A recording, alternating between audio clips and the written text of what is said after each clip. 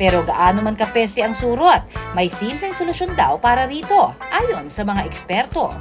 Effective lang po yung pagbibilad ng mga gamit po. Nilalabas po yung mga kutsyon, yung mga sopa. Pero mas maganda rin po na sabunin nyo muna po, i-bleach nyo, tapos saka nyo po ibilad para po sure na matanggal po yung bed bug at surot po sa inyo.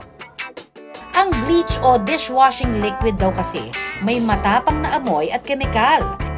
Nasisira kasi yung pinaka-cover ng likod nila. Yun, nasisira yung organ nila nun. Masyado kasi matapang yung bleach para sa katawan nila. Pero epektibo naman kaya ang alcohol? Hindi siya ganun parang napapalayas mo lang siya, pero minsan namamatay din naman. Babalik at babalik lang. Iba pa rin yun talaga yung gumagamit ka ng chemical para sa kanila. Paano naman kaya ang suka? Acid kasi yan eh.